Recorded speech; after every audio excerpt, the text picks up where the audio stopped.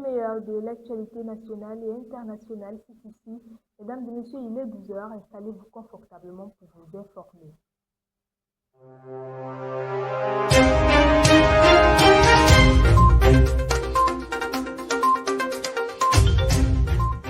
À la une de cette édition, riposte contre les pandémies, lancée par le ministre de la Santé publique, Dr Madaouda Malachi, le projet Pandemic Fund mobilise près de 160 millions de dollars, soit environ 91 milliards de francs CFA. Le financement comprend 23,5 millions du Pandemic Fund porté par l'OMS et la Banque mondiale.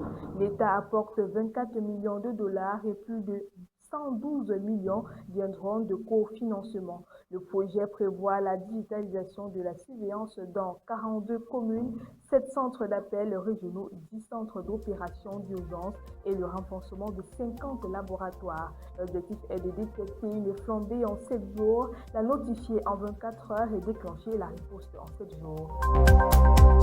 En économie, les ventes de Dangote en baisse. Coup dur pour Dangote Cement au Cameroun. Le groupe a vu ses ventes chuter de 13% au premier semestre 2026.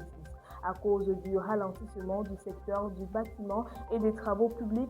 Selon les résultats publiés, le marché camerounais subit encore les effets du contexte post-électoral. Moins de chantiers en cours, donc moins de demandes en ciment, mais sur d'autres marchés où le groupe est implanté, les résultats sont meilleurs. Pour les prochains mois, tout dépendra donc de la reprise des investissements publics ou privés et du redémarrage des projets de construction, de leviers essentiels pour relancer la demande en matériaux. Et puis à l'extérieur, un débat continental est lancé. L'Union africaine va organiser un débat continental sur la migration. Le sujet a été lancé après la proposition du Ghana d'inscrire des violences xénophobes en Afrique du Sud à l'ordre du jour. Le 30 juillet 2026, le diplomate Nelson Mandela a indiqué que le débat portera sur les causes de départ et des facteurs d'attraction. Pretoria se réjouit d'éviter d'être directement ciblé. La demande du Ghana de faire de la xénophobie un point distinct au sommet d'octobre a été rejetée.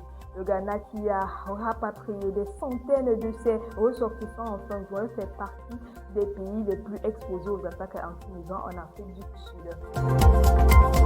Et pour finir, en sport, menace de boycott contre la FIFA. Tension maximale entre l'UEFA et la FIFA.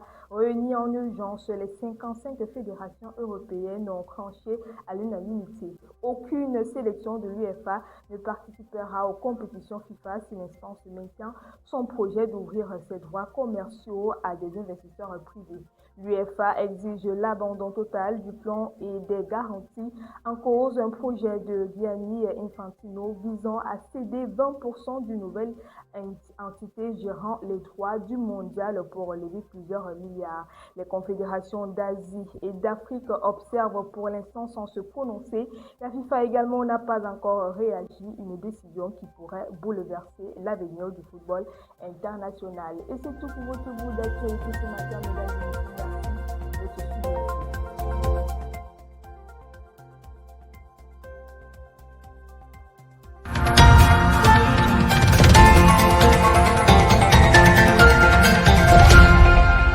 Campus TV, nous sommes ensemble.